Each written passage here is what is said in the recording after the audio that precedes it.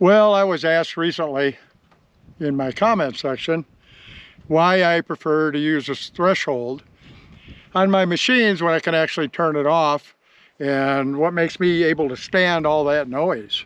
And people are talking about on pulse induction machines and VLFs, we listen to the threshold. And the threshold is that background hum that the manual tells you to set up so it sounds like a mosquito buzzing in your ear, a steady rhythm, whatever they describe it as. But it's the voice of your machine. And the Gold Monster is the only machine that I'm comfortable with without a threshold. Because of the way it hits targets and the way it operates, I feel like I really don't need it as much with that machine. But the pulse induction machine, I'd love to hear that warble in the background. And people describe it to me as maddening. Because it got this thing in the background going woo, woo, woo, woo, woo, woo, woo, woo, woo, woo, like that. And we're basically looking for something to interrupt that little tune. And it's not as loud as I just made it. When the detector's set up right, I just, in the background, I just hear a kind of a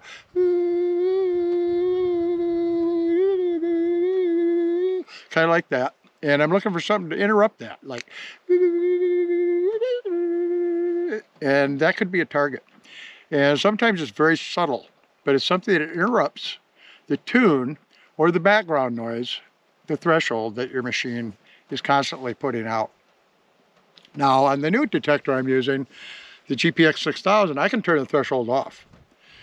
And I did a video earlier turning the threshold off and then going over targets of various sizes and stuff. And it's quite impressive how much of a difference there is. And it's a large difference. And if I'm going to be out hunting, I want every advantage I can get. So I'm going to have that threshold on.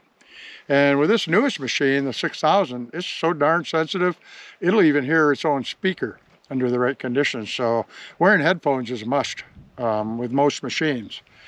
And I'd say with all machines, but again, the Gold Monster is a totally different animal. I love that VLF detector. I love that it's got a microprocessor in it.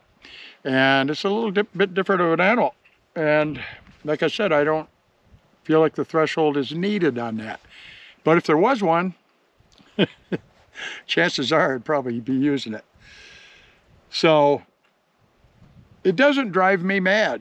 It's part of the game. I mean, you can't just walk around out there with a quiet machine all day long and expect to dig the deep or the tiny faint deep ones or the big ones that are barely just a whisper. Some of my biggest targets have been no more than a groan or a blip in that threshold we're talking about. And my biggest specimen ever was a 27-pound rock that had over 19 ounces of gold in it. And that thing was down, oh geez, a long ways, 28 inches or better. And all it was on the surface was a groan. It just kind of went, oh, like that. And I went back over the area and couldn't hear it real well. Little bird right there. I'm distracted by birds. My dad's an ornithologist, so I spent a lot of time watching birds.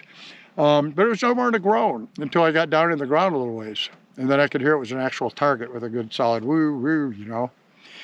So when you're out there with that pulse induction machine and you think you just can't stand to listen to that noise anymore and you turn that threshold down, you're also lessening your chances of finding deep big gold or the shallow gold, or actually deep small gold, which I would consider shallow in the 4 or 5 inches range.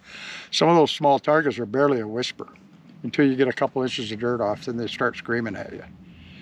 And most of the time, a nugget, unless it's real close to the surface, isn't going to be a loud booming target.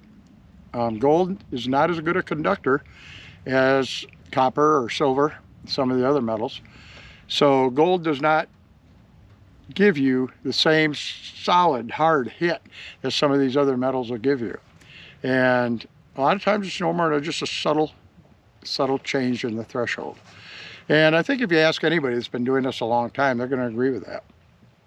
So if you're going to buy one of the high-end machines, there's a couple things to expect with them. And number one is no discrimination. And what discrimination is on the high-end PI machines is not reliable, and don't use it. You'll miss targets. If you're out in a gold field and you know you're in the gold field and you hear a target, why in the world would you trust your machine to tell you what that target is? And that's why you don't have a VDI meter on these machines. It gives you numbers or whatever to show you what the machine thinks it is. We dig everything, everything. And the GPX 7000, the GPZ 7000, I'm sorry, the GPX 6000, and a lot of the other pulse induction machines have no discrimination at all. And the ones that do, like the 4500 I think did, and some of the other ones, just switch it on, and when it hears iron, it's supposed to drop in the center. So you go over the target, it just kind of goes like that, and tells you it thinks it's iron. But I can't count the number of those type of targets when I played with the discrimination on these on my earlier GPXs that turned out to be good targets. So I learned real quickly not even to turn that darn threshold or that darn discrimination on, and I always leave my threshold on. And I saw people early on, they could turn down the threshold. You can turn it up and down on the other machines. And people would turn that all the way down. And then you hear them complaining because people around them are finding gold and they're not. Go figure. So that's an answer to many questions I get about threshold. And people comment that they couldn't stand to listen to that. It'd drive them insane. After an hour, they couldn't do it and blah, blah, blah. Well, if you can't listen to a threshold, either buy a gold monster or don't hunt gold. I don't know what else to tell you. Most good gold machines, you're going to have a threshold to listen to. And without that threshold, I'd be very uncomfortable. And I wouldn't have found a lot of the gold I found today.